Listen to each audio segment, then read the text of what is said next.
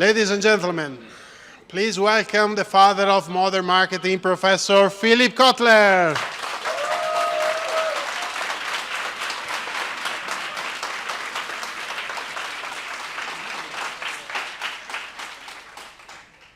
Thank you, Phil, for joining us. Would you please say something so we Yes, know for sure you're there? Okay. well, I'm Great. here, and I was waiting for a question rather than waiting for an answer. Let me just say that I'm very, very happy to be invited to talk to the city of Turin and also to the people from Italy, because to me, Italy is always the country where the Renaissance started and when Enlightenment started. And as a result, that's when humanism started. Humanism is so connected with the Renaissance and Enlightenment that we want this to be an opportunity to explain what we mean by living a life of humanism. So Gabriele invited me and said that he would like to raise some discussion and questions about what is the meaning of humanism in my life and in your lives. So I'm ready for a discussion. Thank you, Phil. So, you all know that we are talking about the latest book. I cannot hear you. Oh, now can you hear me? Just a second. Now can you hear me? Now I can hear you. Perfect. As all the audience knows, we are here to talk about, as you said, My Life as a Humanist, the book. Actually, you have to know that according to Italian events, you have sold a lot of books here yesterday and today, and I'm sure many people now after the speech will go and buy other books. So thank you for this book, because it's of course an autobiography, but to me it's really a great marketing book. I have found really great ideas, and it reminds me the words of Confucius: "A man who sets his purpose at dawn can serenely meet his end at dusk." So, is it possible to apply humanism to marketing? Well, yes, definitely. But why don't we take a minute to say what we mean by humanism? So if you listen to this, humanism is an attitude which makes the human being the center of our attention. And we want to pursue the well-being of human beings, the well-being.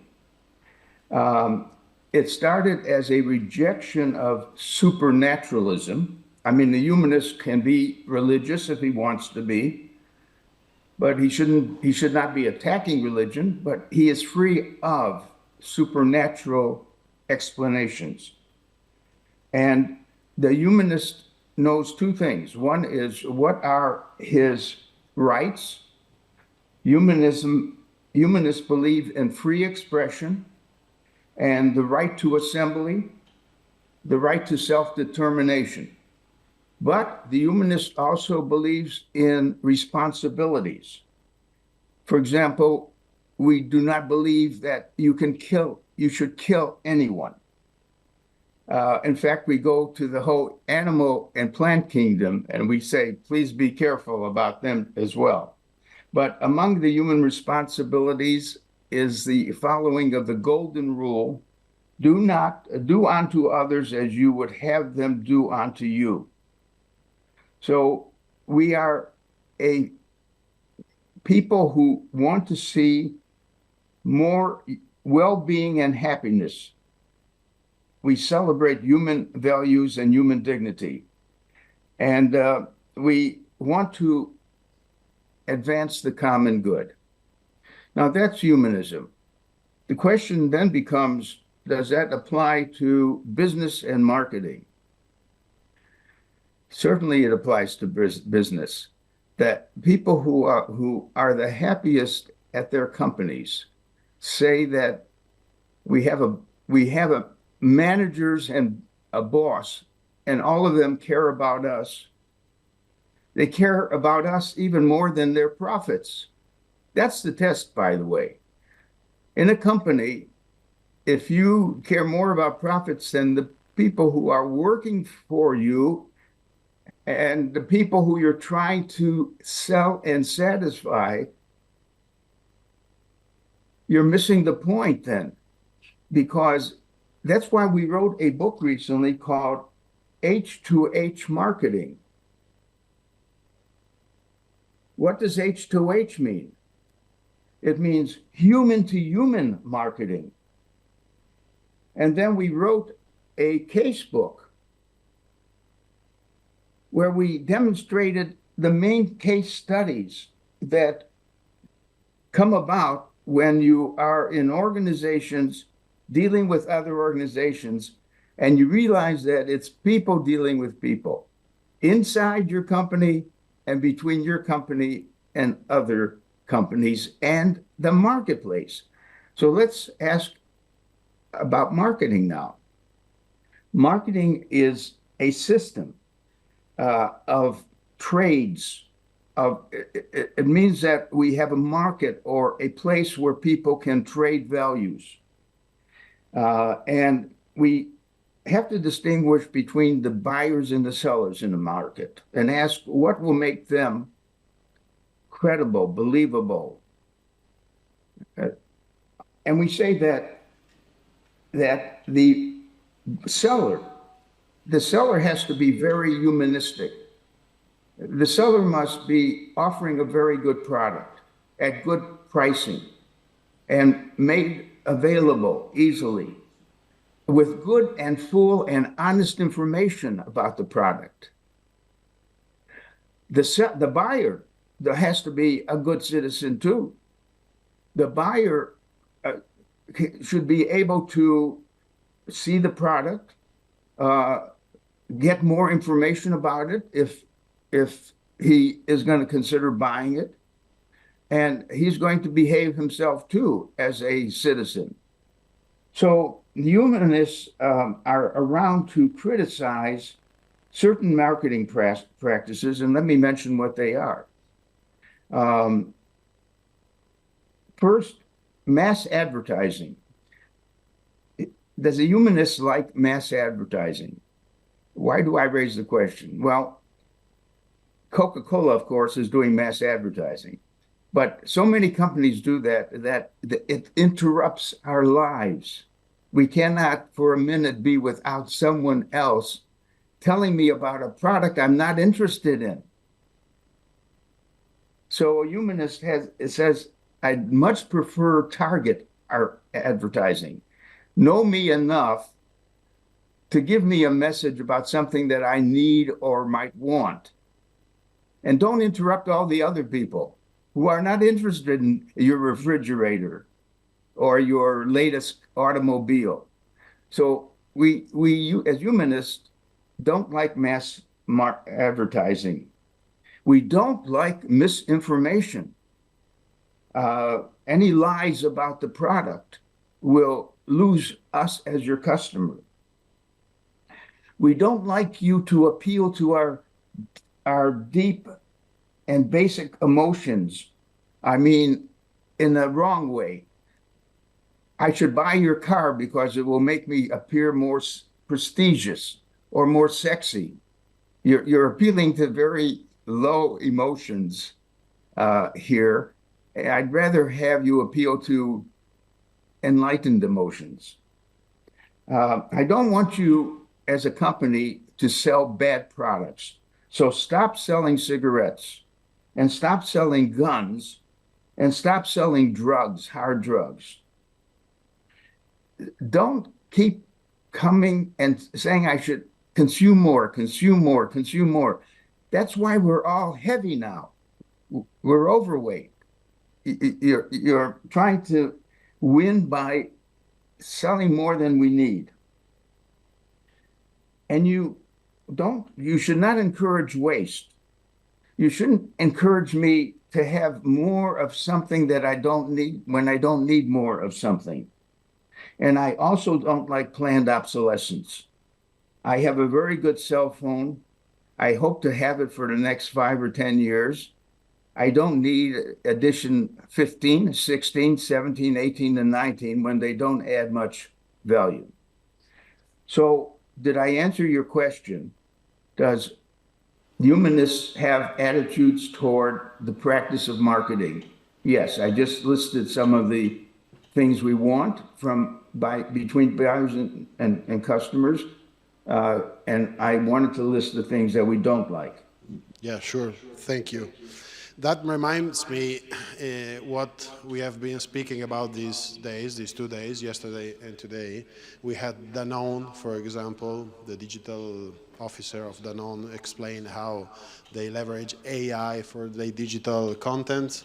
We had Guerino Delfino, which was the CEO of Ogilvy, Italy.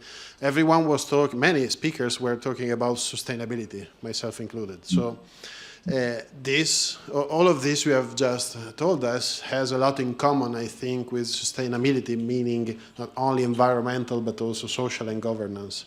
So what is the role of marketing today about sustainability?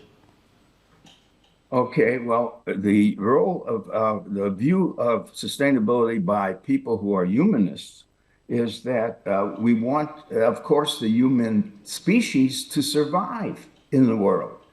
I mean, it's just natural that we are a species and we want to continue to continue. So we have to have a healthy relationship to the rest of nature, made up of animals and plants and soil and water and air. And we have to oppose actions that will pollute the air or the water or the soil. And we need increasing energy. Now, we can get two types of energy. We can get fossil fuel energy from the coal and the oil and the gas. We can get instead energy from solar and wind and water pressure. So the thing is that we want the human species to survive, and we are now threatened because we recognize now that we are warming the planet. We are exuding carbon, and carbon is keeping the heat on the earth, and therefore we are endangered as a species. So here's what humanists believe. First, reduce the use of plastics and try to even reduce the use of packaging, or be careful there. We would want to stop single-use packaging. In other words, the throwaway bottle. I mean, why not just buy a container and fill it with water yourself and keep using that container? Don't keep buying bottles that you throw away. We want products to be made by companies that are long-lasting. The clothing we have, why do we want to have it, wear it once and throw it away? We want durable goods. We want to have cars that are electric cars because they are less polluting. And so we have a lot of attitudes toward that. In fact, technically, we should be preferring to drive less and fly in the air less, because all of that heats the planet. So a humanist is an ecological person who sees the interrelationship of so many things that may add up to being a danger to the human being. Great. So this all new kind of marketing, we can say, humanist, people, the person at the center, sustainability, we can call it impact marketing, of course, positive impact. So let's go through a few more questions, if you have time, to give some specific suggestions on the material issues. We call them like that also in Italy. So what would humanists think about the United Nations? Well, the United Nations was formed for a very important reason, that countries affect other countries. And you can't run a country and say, all that I care about is our country, the patriotism to our country, whichever one it is, and we know what is right to do, and even if it impacts other countries, that's not our problem. Okay, the United Nations is there to be an assembly of 193 different countries who have a wish for peace. That's why they joined the United Nations, and a wish for disarmament. Let's not forget that. Okay, the United Nations has a Security Council, and the Security Council, unfortunately, was given the right to vetoes. At least the 5 permanent members have a right to veto. Russia, therefore, has a right to block any effort of the United Nations to say to Russia, stop trying to kill another country called the Ukraine. So we must re-examine and revise the United Nations so that it is not paralyzed from stopping criminal activity like a country, Russia, is doing. We basically want to expand the Security Council and remove the veto right so that we can get things done when war breaks out. Yeah, thank you. And, you know, speaking about these kind of topics is tough, but companies needs to stand out for these material issues, which is also a topic you have talked about in your other book, which is brand activism. And I know for sure Danone, in Italy at least, they have took that book, the brand activism, as a company Bible, actually. So let's go through other important topics. When Russia invaded Ukraine, I found myself thinking about, of course, guns. And for the first time, because, you know, we have a lot of wars around the world, but they are far away. This one, it was the nearest we had in Europe in many, many years. And I thought, well, I don't want this country, my country, Italy, to have guns. So what would humanists think about gun control and armaments? Yes, the humanists believe that guns which are used responsibly have a role to play. The police often must have guns because they're there to discipline situations that are getting out of control. Armies and countries need armaments to some extent, but the question is, what about the individual citizen? Does he need more than one gun? Does the gun have to be a terrible one that's used in the military? I mean, let's say he's a hunter. Why does he have to machine gun animals? So we have to put limits. We have to not let guns get in the hands of people who are irresponsible. So we can't let gun sellers not ask, who are you? And they must not allow the guns. Now, the trouble is that we have loopholes, and some people will buy guns for other people. And the latest thing that happened is so interesting. The parents, the 2 parents, husband and wife, of a son who created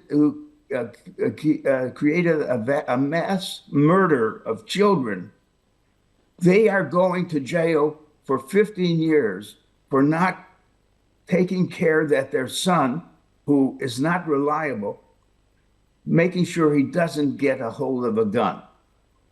Now, when parents have to go to jail because they didn't discipline their sons, I think that's going to be very interesting for further developments, because we can't have these mass shootings of innocent children and people, women, citizens, taking place around the world.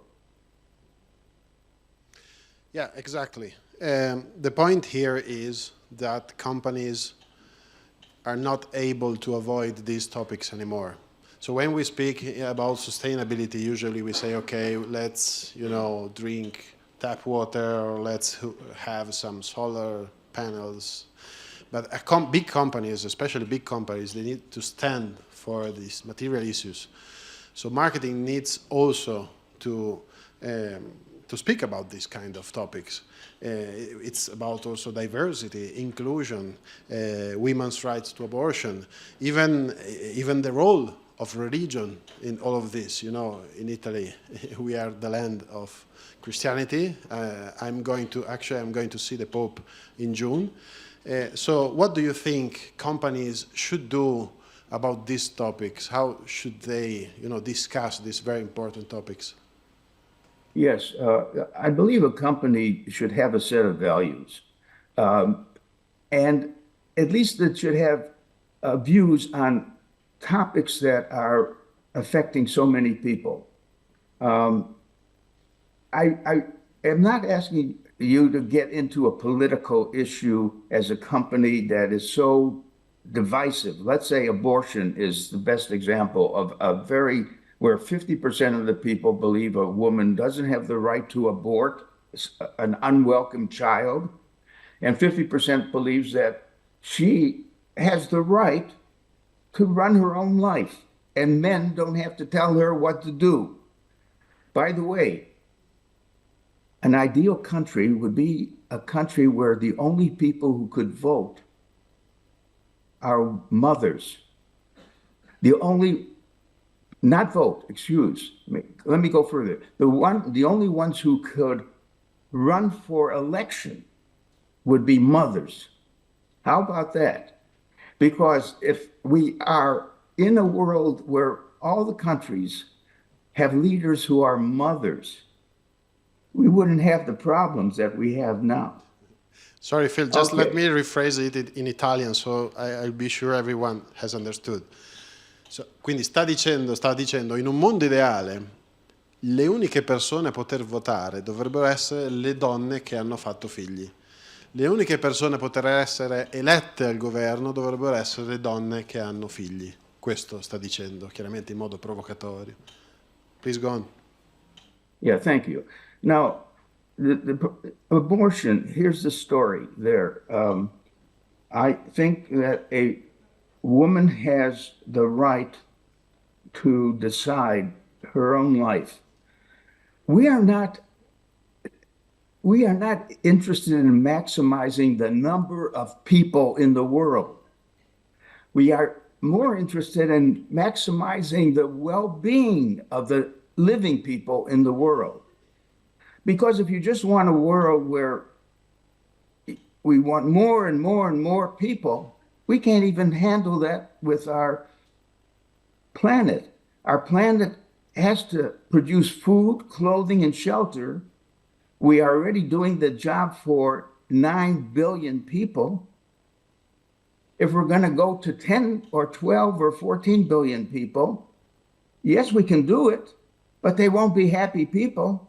Look at the fact that half the world is starving now or unhappy or lonely. It's not a matter of having more people, it's having a society that is humanistic toward everyone else, that values human beings and values that they have a good life. That is what it's about. So abortion is the woman's right, not to have children who are unwanted, right? And I think when it comes to business firms, they may not want to take an issue of something that's an explosive thing because they don't want to lose customers either unnecessarily. But please, where there's high consensus issues, like an issue that look, smoking. Smoking is killing you. Now you might say, but a person has the right to murder themselves. Basically, they want to get sick and heart disease and so on. But the point is that we are trying to say that as a company, we believe smoking is bad, so we're going to tell our workers not to smoke while they're on the job, and to tell them that we believe they would be better off not to smoke at home either. But that's how far do you want to go? Just don't be shy about values that there's high belief and agreement on. And that's one of them with smoking, and there's several other issues that you could go very public on those issues because most people agree with you. Don't, as far as those that are splitting up populations and fractionizing people, be careful. Avoid some of those conflicting issues. You don't have to go public on those. Yeah, exactly. When we have seen this during COVID with the Great Resignation, right? So those weren't customers; they were employees. But it is the same to me. Looks the same to me. So employees decided to quit their jobs. I believe it was 50% or more of millennials in the US. They quit their job because they didn't feel aligned with the values of the company. And so do customers. So how do a company explain their value if they don't position their communication on these kind of topics, right? So if we can use a bit more of your time, I think Sure. people here can have some questions for you. What do you think? Sure, that's fine. Se volete dare, ce l'abbiamo un microfono in più? Alzate la mano, non siete timidi.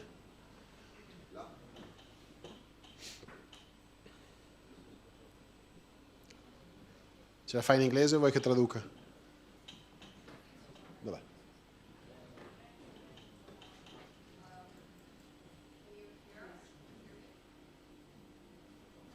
No? Mi sa che non s- Yeah. Okay. Can you hear me?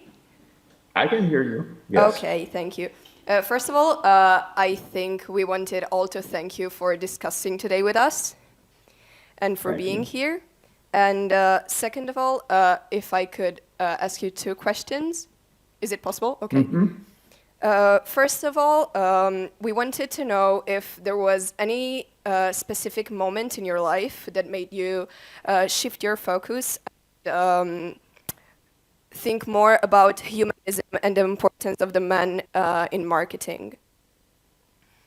Okay. You want me to start answering that first question? And Sure. I think that my whole interest started just when I was 5 or 10 years old, and I look around the world and I see a lot of poor people. And that led me to say, why are some people poor, and so on. And I said, the answer must lie in economics, okay? So as some of you know, I majored in economics from 3 of the top Nobel Prize winning people. Milton Friedman at the University of Chicago, and then Robert Solow and Paul Samuelson at MIT. And the first thing that I realized is economics was what made some wrong assumptions. One assumption was everyone is rational. Everyone uses reason to make their buying decisions. They use reason throughout their life. Well, that immediately brought me into conflict with my instructors because I said, we need a new economics. In fact, I said, I want to know how people really are, so I'm going to go into the field of economics called marketing. And that's where we know how people buy things and talk to each other. And now the good news is that economics has adopted a new notion. It's called behavioral economics. Behavioral economics is just marketing. They don't want to use the word marketing, so they just call it behavioral economics. But it now is ready to recognize how people really think about things and behave. So back to your question, I started as a humanist basically by wanting to adjust one issue, if I could touch one issue and make a difference, and that is the issue of unequal income. Now, incomes don't have to be equal. They shouldn't be equal. Some people work harder than others. But the idea of a gap between the super rich who are untaxed or very lightly taxed, who pay a lower tax rate than the average worker, offends me. So I would want to see much more sharing of, look, any company produces goods and services, not because there's one CEO, it's because there are hundreds of people working and sweating to make the product, to distribute the product, to advertise the product, to take it back if necessary. So they're all creating value. So why do we underpay so many people who help create value? And so we have to have a new philosophy about wealth creation and wealth justice. That's all. If you have a second question, I'll be glad to react. Yeah, the second question was, as a humanist, what do you think about AI in general and especially in marketing? You know, I think that there's two AIs. There's the general AI, which is coming into companies known even before they know about doing it. In other words, it's making certain processes work better.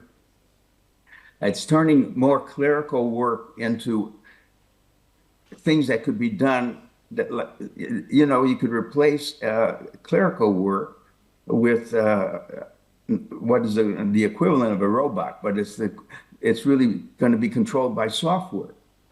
You can use software rather than a human being to do the filing and to keep the information flowing and so on. And you could even get the firm to respond in a programmatic, intelligent way if certain things happen. A competitor cuts his price, I should have perhaps an automatic way to know how to react to that. All right, that's general AI. Then there's the new thing, ChatGPT, which can help you create a prompt. And the prompt is your question suggesting what you want the what we call generative AI to do. I want the generative AI to create a story about, well, as a matter of fact, to tell me, to write an essay about democracy. And sure enough, and I want it written in 13 pages. Just give that prompt and you'll get 13 pages of intelligent discussion about democracy. Or I might say, I want an image of I'm a shoe company and I want a shoe made red and blue with red soles and I want it flying in the air.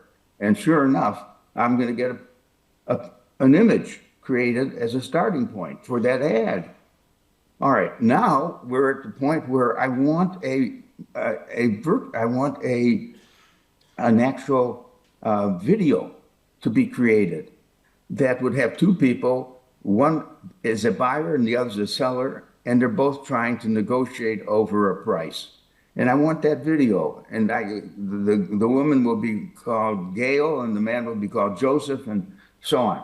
Okay, so the video is created. Now this is scaring the advertising world because, listen, if I needed a video, it will take about 3 or 4 days for the video to be created by the ad agency.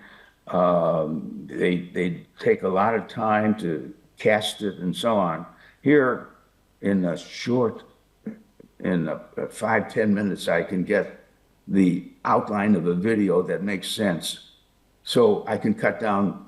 So actually, I'm in favor of every company welcoming not only general AI to make their processes faster and better, but also I want everyone in the company, at least in the marketing department, to use a generative AI to get things done faster. Now, this could have a job impact. For example, in the law profession, there's a lot of work where you have to look up the laws. You got to go to thousands of books that have been put together with law. Nowadays, we don't need all that clerical work. AI is making it so easy to say, get me the 5 cases that have to do with this crime, period. So will we need as many lawyers? No, we won't need as many lawyers. Maybe there's better things to do than to be a lawyer. Maybe doing more high-tech work, getting even better products and services developed. So I'm in favor of AI, both in the general sense and in the generative AI sense. Thank you a lot for your answers. Any other questions? Oh, now you're not scary anymore. Also, thank you very much from my side for your speech. My question would be, what would be your advice to young people to start, let's say, a career that makes a difference? Oh, let me tell you, Philip, because you don't see the audience, it's 300 to 400 people. Most of them are young people, so. I think it's a wonderful question to ask. Thank you for that question. It's hard for me to imagine myself as if I'm starting up at age 16, 18, 20, and we find so many people not well educated to begin with, which is the failure of the educational system, but worse than that, they don't know what they care about as a person. They somehow were bypassed. They were not grabbed by something that they're passionate about. So they're even questioning, what do I do with my life? In a world that has a lot of problems of loneliness and so on. So here's the thing. If you're going to go into business, and that's only one option. I mean, you could go into welfare work. You could be a social worker. You could go into the military and maybe make it work better and so on. But if you're going to go into business, and I can only talk about how to be successful in marketing, not in finance. In finance, that's another world, and so on. I would say that look around and see what companies are really impressive in their products and in their advertising and marketing. And are they a company with values? Have you researched whether that company that has a high happiness level? Because we now have statistics on companies that people just say, that's a great company that I'm working for. Okay. Now, what do you want to specialize in? You've got to be looking for acquiring expertise. If you don't have expertise in something, you're a commodity. There's another 100 people who can do the same thing. So look, what marketing departments lack today are people who really understand the digital revolution and who understand AI. So if you now you may have joined marketing because you thought it's about people and making them happy with goods and services, and that you just want to be a good salesperson. Those are respectable things. You want to be a good marketing researcher, perfect. But there's a lot of such people. Though even in marketing research, there are some really esoteric techniques where there are some experts who are needed.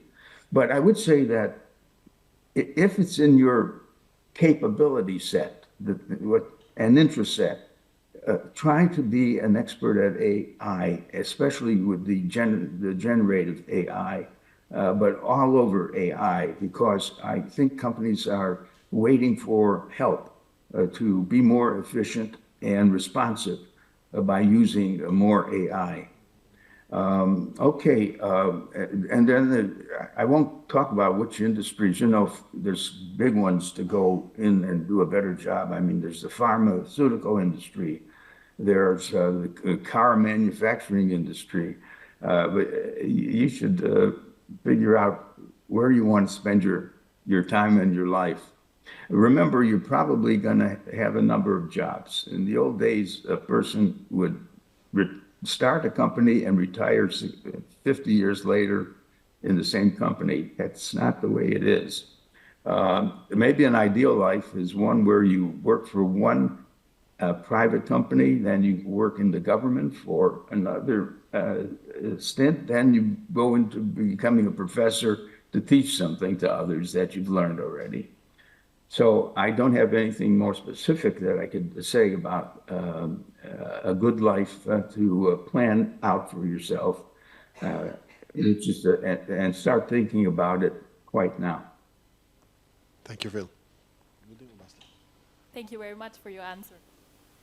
Okay, I believe we have one last question. Do we? Yes.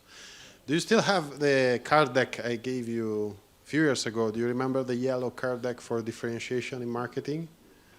Yes. Yeah, okay. I got Also, okay. We do have one last question. Posso chiederti una mano per la traduzione? Okay, Grazie. I'm going to Perfetto. translate.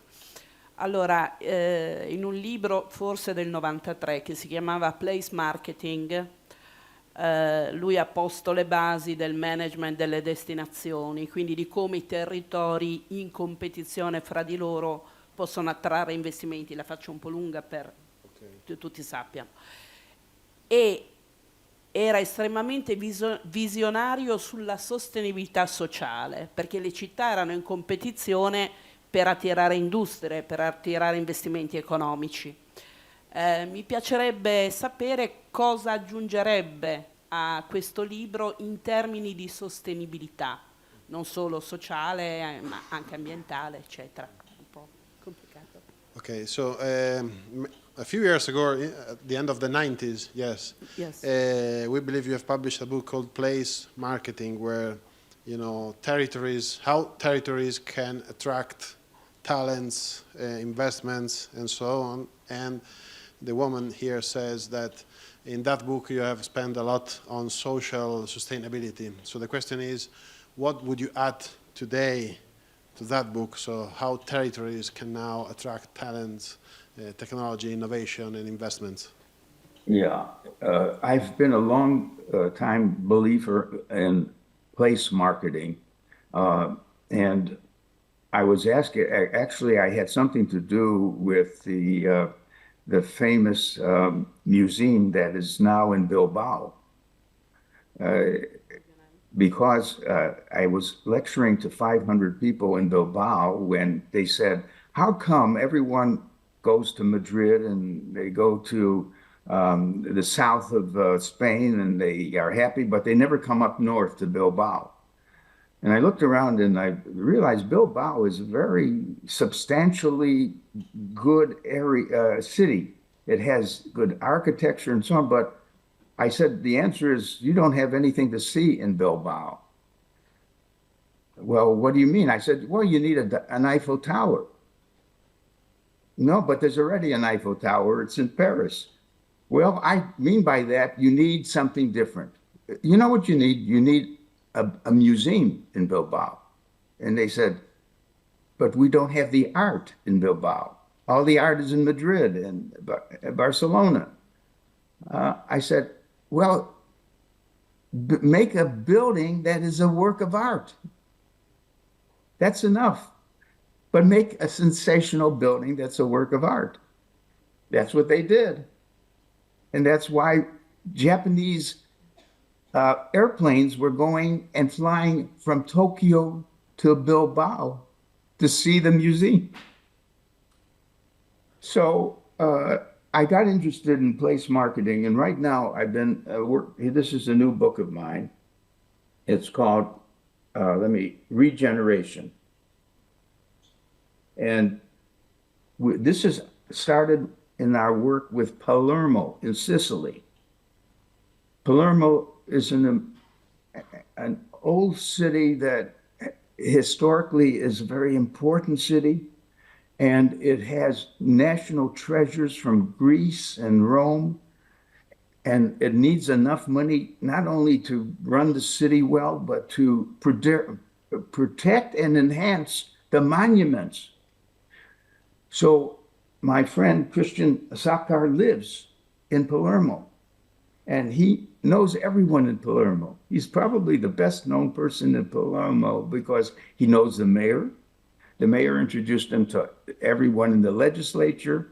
He has met people on the street. He has helped restaurants get started, neighborhoods improve, and all these steps we put together in the book called Regeneration. The subtitle is The Future of Community. And this is not just the story of Palermo. This is the methodology that you have to use in place building. You know, it's not a matter of just being a place. You have to make the place livable and adorable so that people are excited. Look, you've done that with Venice, Rome. You know how to do it. You know how to make places wonderful. So that book is about how do you regenerate a city that may be needing help again. History has hurt it a bit. It didn't keep up with history, but you can make it alive again. So thank you for raising the question about the whole idea of place marketing. Thank you, Philip. Thank you, Philip. Last question. There was an applause. I don't know if you can hear it. One very last question. Can we do that? Sure. Yes. A me serve il traduttore. Allora, volevo ricollegarmi un attimo alla questione delle armi, nel senso delle pistole. E si diceva che dare una pistola a una persona è come darla a un animale. Ed è giustissimo, però se io penso agli stati, ai paesi, e hanno centinaia e centinaia di bombe atomiche nei loro magazzini, quando ne basterebbero una decina per distruggere l'intero pianeta. Quindi perché produrne così tante se tanto poi non si possono usare e, nel senso, distruggeremmo noi stessi? Questa era la domanda. So the question is about gun control, armaments, and how humanism and marketing can see it. Specifically, this girl is asking if we need just a few nuclear weapons to destroy everyone and everything in this world, why countries build and conserve and keep like hundreds of these missiles? So why is that? Yes.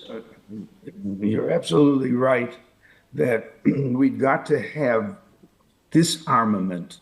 And you know, interestingly, when we had the Cold War, the two nations, it was Russia against the United States for 20 years.